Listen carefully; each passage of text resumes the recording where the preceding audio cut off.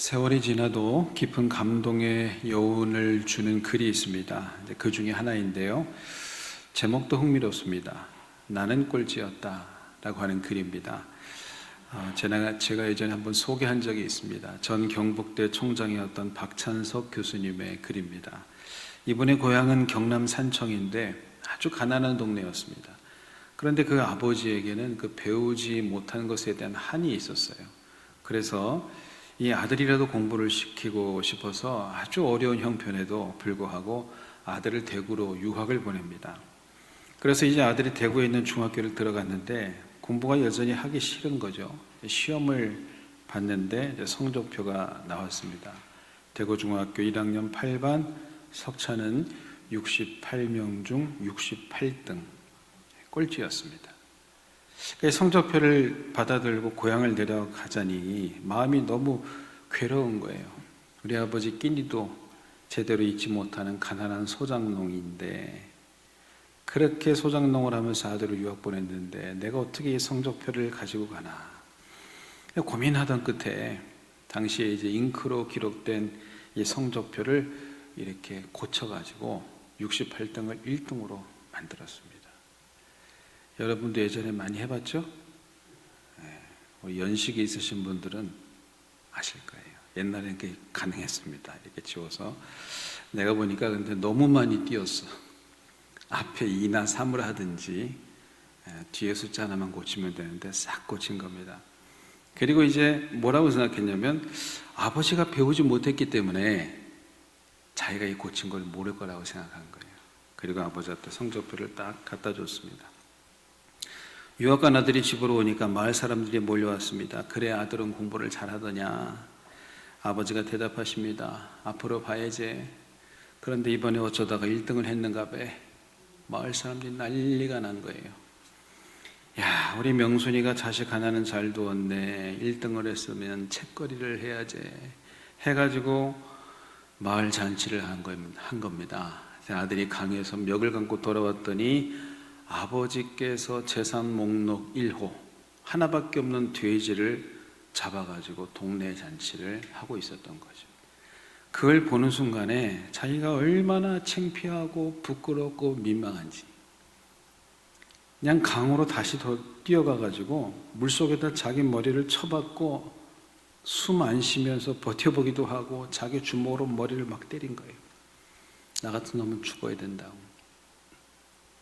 그렇게 다시 대구로 돌아와서 변화됐어요. 이를 악물고 공부를 합니다. 그리고 그로부터 17년 후에 그는 대학 교수가 됩니다. 그리고 자기 아들이 중학교에 입학할 나이가 되었을 때 33년 전의 일에 대해서 용서를 구하기 위해서 아버지를 찾아갔습니다. 아버지, 저 중학교 1학년 때요. 그 1등 한 거예요. 사실은 하고 말을 시작하려는데 아버지가 담배를 피우다가 말을 탁 끊어요. 알고 있었다. 그만해라. 민우가 듣는다. 아버지가 알고 있었던 거예요. 그는 마지막 글을 이렇게 맺고 있습니다. 자식이 위조한 성적을 알고도 재산 목록 1호인 돼지를 잡아 잔치를 하신 부모님 마음을 박사고 교수이고 대학 총장인 나는 지금도 감히 알 수가 없다. 여러분, 이것이 부모의 마음입니다. 자식의 허물을 덮어주는 것이죠. 못난 자식을 끝까지 믿어주는 것입니다. 여러분 지금까지 살면서 그런 말 많이 들어봤죠? 내 자식이 공부를 못해요. 그러면 어머니들이 하는 말이 있어요. 우리 아들이 원래 머리는 좋은데 얘가 공부를 안 해서 그렇지 공부하면 1등 할 놈이라고. 우리 딸이 공부를 못해. 근데 아주 성격이 좋아. 예뻐. 미스코리아 하면 돼. 끝까지 현실을 부정하고 싶은 거예요. 그리고 부모는 어떻게든 긍정적으로 해석을 합니다. 긍정적으로 해석을 해요. 키가 크면 훤칠해서 좋고 작으면 아담해서 좋고 뚱뚱하면 넉넉해서 좋고 말리면 날씬해서 좋아요. 다 좋아? 왜 그럴까요? 그 못난 자식을 왜 그렇게 계속해서 믿어줄까요? 허물을 덮어줄까요? 자식을 사랑하기 때문입니다. 여기에 사랑의 중요한 속성이 있어요. 사랑이 뭐냐? 사랑에 대한 정의가 많습니다. 그러나 성경적 정의를 하나 말씀드립니다. 사랑이란 뭐냐면 허물을 덮는 거예요. 베드로후서 4장 8절에서 말씀합니다. 무엇보다 뜨겁게 서로 사랑할지니 사랑은 허다한 죄를 덮느니라. 여러분, 사랑은 허물을 덮습니다. 사랑이 충만하면 잘못이 보이지 않습니다. 덮어요. 자꾸 덮어줘요. 긍정적으로 해석을 해줘요. 사랑이 있을 때는 어떻게든 간에 상대방의 허물과 죄를 덮는 거예요. 근데 사랑이 없으면 저는 뭐 이렇게 먹는 것도 저렇게 얄밉게 먹나 몰라. 쟤는 옷차림이 왜 저러니? 쟤네 행동을 왜 저렇게 해? 말은 또 저따위야. 여러분, 내가 하나 물어봅시다. 얄밉게 먹는 사람 따로 있고 복 있게 먹는 사람 따로 있습니까? 그런 사람은 따로 없어요. 내 눈에 그렇게 비춰지는 거예요. 그 이유가 뭐냐 하면 내 안에 상대방에 대한 사랑이 있느냐 없느냐의 차이입니다. 사랑이 있으면 다 예뻐 보이는 거고 사랑이 없으면 뭘 해도 꼴 보기 싫은 거예요. 사랑은 허물을 덮는 거예요. 오늘 본문은 대홍수 사건 이후에 일어난 한 사건을 다루고 있습니다. 오늘 본문 18절과 19절입니다. 방주에서 나온 노아의 아들은 셈과 함과 야벳이며 함은 가나안의 아버지라. 노아의 이 세 아들로부터 사람들이 온 땅에 퍼지니라. 여기 중요한 의미가 있습니다. 하나님의 계획이 있었는데 하나님께서 인간을 창조하시고 보니까 이 땅이 죄악으로 가득하게 되었어요. 그래서 물로 심판한 다음에 하나님이 인정하시는 노아를 통해서 새로운 인류를 퍼뜨리겠다고는 계획을 갖고 계셨어요. 그래서 본문 29절은 하나님의 뜻이 성취되고 있는 것을 보여주는 것입니다. 이렇게 세상에는 새로운 인류로 채워지고 있었습니다. 그리고 노아가 그 땅에서 정착을 해서 포도나무 농사를 짓고 있었습니다. 그러던 어느 날 노아가 포도주를 먹고 취해서 그만 부끄러운 실수를 하게 됩니다. 장막 안에서 술 취해가지고 아랫도리를 다 벗고 잠을 자고 있었던 거예요. 그걸 주사라고 하지 않습니까? 술 먹고 나타나는 이상한 행동들. 얘기를 들어보니까 술을 먹으면 주사들이 다양한 형태로 나타난다고 하더라고요. 술을 먹으면 평소에 조용한 사람이 큰 소리로 떠든다든지, 술 취하면 그 자리에서 탁자에 코를 박고 자는 사람도 있고, 길거리에 아예 누워버리는 사람도 있답니다.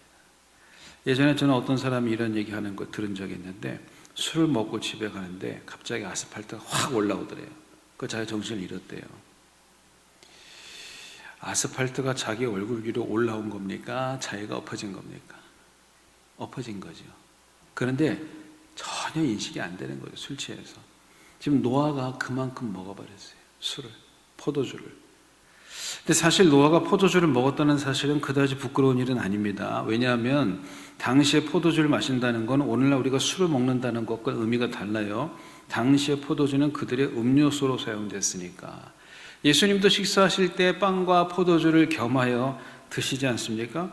그런 의미에서 포도주 마셨다는 자체는 큰 문제가 아닌데, 문제는 너무 지나치게 마신 거예요. 자기의 행동을 인식하지 못할 정도로 마셨고 많이 취해서 그 결과 벌거벗었다는 것이죠. 근데 이런 모습이 우리에게 다소 충격을 주는 동시에 위로를 해주는 것이 있어요. 그게 뭐냐? 이 사람이 바로 노아라는 거예요. 노아. 여러분, 노아는 어떤 사람입니까? 성경에 보면 창세기 6장 9절에 그를 이렇게 평가합니다. 노아는 의인이요 당대의 완전한 자라. 그는 하나님과 동행하였으며. 노아는 의인이요 당대의 완전한 자라. 그는 하나님과 동행하였으며. 이보다 완벽한 평가가 어디 있습니까? 여러분, 그는 하나님이 인정하시는 의인이었고 당대의 완전한 자였고 하나님과 동행하는 사람이었어요. 성령 충만한 사람. 그런데 그가 술 취해가지고 다 벗고 장막 안에서 자고 있는 거예요. 여기서 우리가 뭘 깨닫습니까? 이 세상에 완벽한 사람은 없다는 거예요. 하나님과 동행하는 사람은 실수를 하지 않을까요? 실수합니다. 다 정도의 차이지. 인간은 누구나 다 연약하고 허물이 많아요. 실수하기도 하고요. 이 사실을 우리가 정직하게 인정을 해야 되고, 또 하나, 여러분, 남에게 손가락질하고 판단하는 것을 좀 조심하셔야 돼요. 여러분에게 그럴 자격이 없어요. 여러분 실수 안 합니까? 여러분 완벽하세요? 그걸 빨리 인정하시라고요. 그래서 중요한 게 뭐냐면 이 사실을 내가 인정하고 살아야 되는 동시에 정말 중요한 문제는 이러한 허물에 대해서 우리가 어떤 태도를 취할 것이냐 하는 것입니다. 이건 선택이에요. 아버지 노아의 부끄러움을 제일 먼저 본 아들은 누구냐? 함입니다. 그는 어떻게 반응할까요? 22절에 보시면 가나안의 아버지 함이 그의 아버지의 하체를 보고 밖으로 나가서 그의 두 형제에게 알리매. 이 말씀을 이해하기 위해서는 이 알렸다라고 하는 단어의 의미를 알아야 되는데, 이게 알리메라고 하는 그냥 번역도 있지만 히브리 원어를 보면은 정확하게 말하면 그리고 그가 누설하였다 이런 뜻이에요. 본동사인 나가드라는 단어가 고발하다, 누설하다 이런 뜻입니다. 그러니까 이건 어떤 뜻이냐? 형제들 빨리 와봐. 아버지가 저렇게 취해서 누워 계시네. 뭐 좀 덮을 것 좀 없어? 라는 의미가 아니고 일종의 고자질 같은 의미입니다. 형님들 빨리 와봐. 아버지 꼴 좀 봐. 나번 참 나이살이나 잡수셔가지고 저게 무슨 망신이야 저게. 아유 동네 창피해 정말. 이런 식으로 아버지 허물을 들추어내기 위한 알림이었다는 것이죠. 이게 함의 반응이었습니다. 그런데 셈과 야벳은 어떻게 반응합니까? 자, 함의 말에 맞장구를 치지 않습니다. 여러분 이것이 중요합니다. 누군가 여러분에게 찾아와서 흉을 봐요. 다른 사람 흉을 봐요. 비방을 해요. 수근수근거려요. 그때 여러분이 어떻게 되느냐면 맞장구를 치면 안 돼요. 맞장구 치는 사람은 그하고 똑같은 사람입니다. 그러면 그때 어떻게 해야 되느냐? 침묵으로써 그 사람을 꾸짖어야 되는 거예요. 제가 쉽게 설명드릴게요. 우리 교회에서 그런 분들 많습니다. 어느 교회나 마찬가지인데 뒤에서 그렇게 수근수근거려요. 아무개 권사, 아무개 장로, 목사님 할 것 없이 수근수근. 그럴 때 여러분이 성숙한 믿음의 태도를 가진 사람은 어떻게 반응하느냐? 맞장구를 치면 안 돼요. 가만히 침묵을 하세요. 침묵으로 꾸짖는 거예요. 왜 그 사람이 일 있을 때마다 나를 찾아와서 흉을 보는 줄 아세요? 내가 받아주니까 그러는 거예요. 여러분 동의하지 않고 침묵하지 않고 꾸짖어 보세요. 절대로 다음부터 나한테 와서 그 사람 흉 보지 않습니다. 재미가 없으니까. 여기서 우리가 이 대목을 주목하셔야 돼요. 함이 그렇게 말했을 때 셈과 야벳은 맞장구를 치지 않았어요. 대꾸하지 않았습니다. 그럼 어떻게 하느냐? 그냥 조용히 행동으로 보여줍니다. 어떤 행동일까요? 23절입니다. 셈과 야벳이 옷을 가져다가 자기들의 어깨에 메고 뒷걸음질 쳐 들어가서 그들의 아버지 하체를 덮었으며 그들의 얼굴을 돌이키고 그들의 아버지의 하체를 보지 아니하였더라. 맞장구 치지 않고 옷자락을 가지고 뒷걸음질 쳐 들어갔어요. 뒷걸음질. 그리고 조용히 아버지 하체를 덮어주고 다시 조용히 나옵니다. 이것이 셈과 야벳의 반응이에요. 이 세 형제의 행위에 대한 결과가 무엇입니까? 얼마 후에 술에 섞인 노아가 세 아들의 행동을 알아차립니다. 그리고 자신의 허물을 들추어낸 함에 대해서 저주합니다. 25절. 이에 이르되 가나안은 저주를 받아 그의 형제의 종들의 종이 되기를 원하노라 하고, 그리고 자신의 허물을 덮은 셈과 야벳에 대해서는 축복합니다. 26절. 또 이르되 셈이 하나님 여호와를 찬송하리로다. 가나안은 셈의 종이 되고 하나님이 야벳을 창대하게 하사 셈의 장막에 거하게 하시고 가나안은 그의 종이 되게 하시기를 원하노라 하였더라. 이게 축복과 저주의 원리거든요. 여러분, 부모의 허물을 들추는 자는 저주를 받을 것입니다. 부모의 허물을 덮는 자는 축복을 받을 것입니다. 우리 모두에게는 부모님이 계시죠. 그 중에는 그 이름만 불러도 가슴 뭉클하고 눈물 나는 부모님도 계실 거예요. 그러나 그렇지 않은 부모님도 계실 거예요. 제가 예전에 그 대학원에서 공부할 때 어떤 그 젊은 교수님이 이런 얘기를 하는 걸 들었던 기억이 납니다. 자기는 어버이 주일이 제일 싫대요. 근데 깜짝 놀랐어요. 왜 싫어요? 그랬더니 그 어버이 주일마다 목사님들이 부모를 공경하라, 순종하라, 감사하라는 말을 들으면 자기는 화가 치밀어 오른다는 거예요. 이유를 들어보니까 그 아버지가 좋은 아버지가 아니었어요. 그러니까 이해는 되더라고요. 그 말 들을 때마다 너무 짜증이 나고 화가 나서 아주 교회를 가기가 싫다는 거예요. 아버지만 생각하면 막 분노가 끓어올라. 얘기를 들어보니 그럴 수도 있겠다 싶었어요. 그러나 그렇다고 해서 부모의 잘못과 허물을 들춰내는 것은 하나님의 뜻이 아니에요. 오히려 그 부모를 위해서 기도하고 어렵지만 허물을 덮어주고 사랑해야 되는 것입니다. 왜냐? 부모님은 나를 이 땅에 있게 한 생명의 통로요, 복음의 통로였기 때문에 그렇습니다. 또 비록 내가 원하는 방식으로는 아니었지만 분명히 그들의 방식으로 나를 사랑했기 때문에요. 사랑할 때 중요한 게 뭐냐면 방식을 이해하는 거예요. 저 사람의 사랑의 방식하고 내가 사랑하는 방식이 달라요. 거기서 오해가 생기고 갈등이 생기고 싸움이 나는 거예요. 결국 헤어지는 거예요. 우리가 부부 생활도 보십시오. 다른 두 사람이 만나가지고 20년, 30년, 40년을 살면서 어떤 변화가 있냐면은 조금씩 이해를 하는 거예요. 아, 저 사람이 저렇게 말을 하는 거는 그래도 나를 생각해서 말해준 거였구나. 이렇게 이해를 합니다. 젊었을 때 막 싸우죠. 아니, 말을 왜 저렇게 해? 왜 말을 저렇게 하냐고. 아니, 행동을 왜 그렇게 해, 당신은? 맨날 그런 거 갖고 싸우잖아요.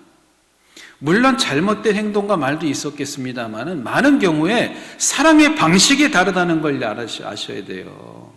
사랑의 방식이. 예컨대 남자는 여자들처럼 그렇게 말을 많이 하지 않습니다. 여자는 자꾸 표현해달라고 그러는데 결혼할 때 한 번 했잖아. 사랑했다고, 사랑한다고. 그럼 죽을 때 한 번 하면 되는 거지. 그건 농담이고요. 그 경상도식 남자의 사랑의 방식. 그러나 그렇다고 해서 그 남자의 마음속에 아내를 위한 사랑이 없는 건 아니다 이 말이죠. 우리가 서로를 이해해야 된다는 말씀을 드리는 겁니다. 자, 이것을 똑같이 적용해 봅시다. 부모님 세대하고 내 세대가 달라요. 더군다나 한국은 너무 짧은 시간에 엄청난 발전했기 때문에 그 부작용이 큽니다. 변화의 속도가 너무 빨라요. 우리 부모님 세대는 너무 힘든 세대를 살았어요. 자식 새끼들을 뭐 돌보고 뭐 사랑한다, 고맙다 이런 표현할 여유가 없어요, 여유가. 그런데 이 세대들은 부모가 나를 사랑하지 않았다고 생각하는 거예요. 그렇지 않습니다. 작년에 인기리에 종영된 화제작이 있지 않습니까? 폭삭 속았수다라는 드라마인데 저는 처음에 이제 이 제목을 보고 사기 맞았다는 뜻인가? 이렇게 생각을 했어요. 저는 이제 TV를 잘 보지 않습니다. 처음에 못 보다가 나중에 봤는데 알고 봤더니 이게 제주도 방언이더라고요. 그 뜻이 정말 수고하셨습니다. 정말 애쓰셨습니다. 라고 하는 뜻이랍니다. 그런데 그 드라마에 보면은 그 여주인공의 독백에 이런 문장이 나와요. 4회차에. 부모는 미안했던 것만 사무치고 자식은 서운했던 것만 사무친다. 부모는 미안했던 것만 사무치고 자식은 서운했던 것만 사무친다. 맞는 얘기죠.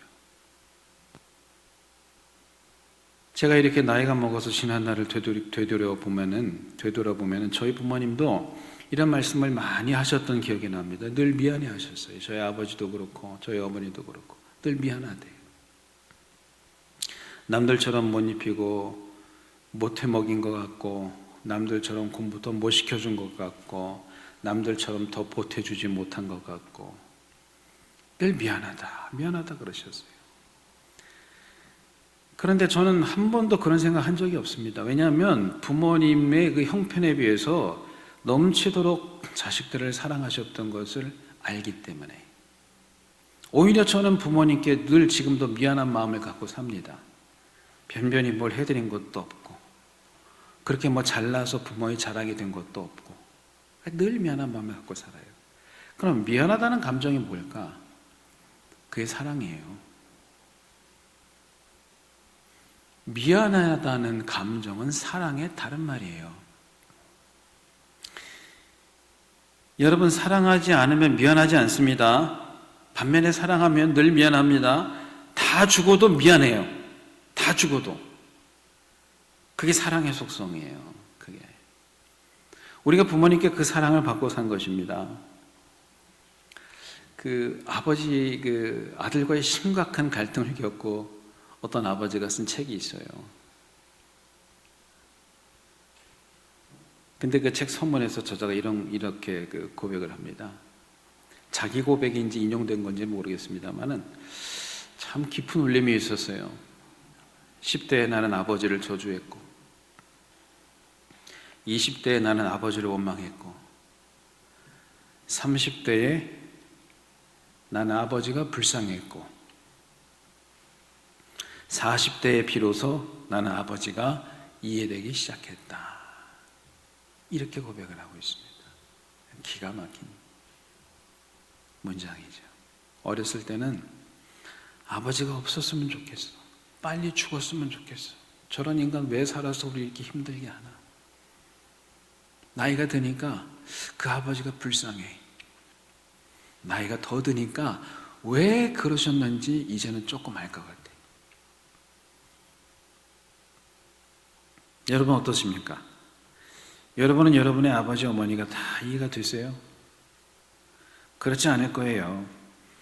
이 앞에 소개한 저자와 같이 때로는 부모님을 원망하고, 때로는 저주하고, 때로는 그 부모님 불쌍해서 눈물도 흘릴 때도 있었을 것입니다. 우리 모두는 그렇게 또 다시 부모가 되어가는 것이죠. 그러나 분명한 것 한 가지 있습니다. 부모님이 나를 사랑하셨다는 겁니다. 나와는 다른 방식으로. 우리 부모님이 사실 완벽하지 않죠. 자녀들이 어렸을 때는 자기 아빠가 제일 힘이 세고 세상에서 똑똑하다고 생각해요. 우리 아빠는 모르는 게 없어. 힘도 막 엄청 세. 슈퍼맨이야. 자기 엄마가 세상에서 제일 예쁘고 사랑이 많다고 생각합니다. 그러나 크면서 점차 알게 돼요. 우리 아빠가 그렇게 강한 사람이 아니라는 것을. 그리고 성공한 인생도 아니라는 걸 알아요. 자기 친구 아빠는 대기업 사장인데 우리 아빠는 아니네. 뭐 돈도 그렇게 많지 않은 것 같고.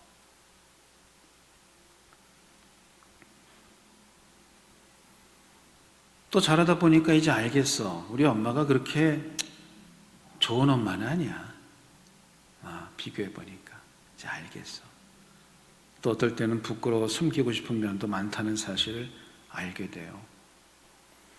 그러나 여러분, 그 부모님이 나를 또 여러분을 이 세상의 가장 큰 사랑으로 키웠다는 사실을 잊으면 안 됩니다. 탈무드에 이런 말이 있습니다. 신은 모든 곳에 있을 수 없어서 어머니를 보냈다. 신학적으로 맞는 말은 아니에요. 그런데 그 의미를 우리가 알지 않습니까? 사람은 밥만 먹고 사는 존재가 아니고, 특별히 성장 환경, 어렸을 때 무조건적인 부모의 사랑을 충분히 경험해야 됩니다. 이게 부모가 물려줄 수 있는 가장 큰 자산이에요. 요즘 젊은 세대 부모들이 착각하는 거예요. 돈이면 된다고 생각하는데, 돈으로, 세상 말로 돈으로 쇼붙여. 미안하니까, 야, 엄마가 돈 줄 때가 사 먹어. 아빠가 너 이거 해줬잖아. 너 과외 시켜줬지? 학원 보내줬지? 너한테 못 해준 게 뭐가 있어? 다 돈으로 하려고 하는데 그 뒤에는 죄책감이 있는 거예요. 시간을 같이 못 해주니까. 여러분, 그런 교육 방식이 자식의 영혼을 병들게 하는 겁니다. 평생 갑니다, 그거는. 무조건적인 사랑을 부모의 양육 방식에서 배우지 못하면 어린 시절에 어디 가서 그것을 경험하겠어요? 그게 신앙에도 영향을 미친다고요. 하나님에 대해서도 자꾸 오해를 한다고요. 그런데 경제적으로 넉넉하지 않고 여유가 없어도 어린 시절에 그 부모의 무조건적인 사랑을 충분하게 경험하고 자라는 자녀들은 위기에 강합니다. 회복 탄력성이 높아요. 어려워도 다시 일어납니다. 나한테 비빌 언덕이 있으니까. 정서적으로 안정되고 강하고. 그거 부모 외에 누가 해줘요? 완전하진 않지만 우리가 그 사랑을 받고 여기 이른 겁니다. 우리 부모님이 이 땅의 생명의 통로로, 사랑의 통로로 우리에게 존재했기 때문에 오늘 우리가 있는 것입니다. 이제는 우리가 부모님을 위해서 기도해야 될 때입니다. 부모님의 허물을 덮으며 사랑을 고백해야 할 때입니다. 왜냐하면 우리 부모님도 우리의 허물을 참아내며 사랑하셨잖아요. 우리 예수님도 허물 많은 우리들을 당신의 사랑으로 덮으시고 우리에게 생명을 주시지 않았습니까? 이제 우리가 그 받은 사랑을 실천해야 되지 않겠습니까? 잠언 23장 22절과 24절에서 이렇게 말씀합니다. 너를 낳은 아비에게 청종하고 내 늙은 어미를 경히 여기지 말지니라. 내 부모를 즐겁게 하며 너 낳은 어미를 기쁘게 하라. 최고의 효도가 뭐냐? 부모의 말을 경청하는 거예요. 다 따르란 말이 아니에요. 주 안에서 순종하는 겁니다. 따르지 못할 말도 있어요. 그러나 경청하세요. 아, 그렇군요. 예, 아버지 말씀 잘 알겠습니다. 저도 한번 생각해 보고 일단 경청을 하세요. 더 중요한 게 뭐냐? 부모를 기쁘시게 해드리는 거예요. 내 부모를 즐겁게 하며 너 낳은 어미를 기쁘게 하라. 이게 효도예요. 효도. 부모 공경 효도는 하나님의 뜻입니다. 이게 약속이 있는 첫 계명이에요. 여러분, 이 세상에서 잘 되고 싶으세요? 부모 공경하세요. 부모를 모같이 취급하면서 이 땅에서 잘 될 생각하지 마세요. 기도해도 소용없습니다. 안 됩니다. 그건 하나님의 원리입니다. 주 안에서 공경하고 부모를 기쁘게 하고 그렇게 살아가는 것이 약속 있는 첫 계명이라고 성경이 우리에게 가르치고 있어요. 우리에게 생명의 통로로 복음의 통로로 허락하신 부모님께 감사하고 사랑한다 고백하고 그 부모의 허물을 덮어주면서 이제는 그 부모를 축복하며 살아갈 수 있는 저와 여러분이 될 수 있기를 주님의 이름으로 축원합니다.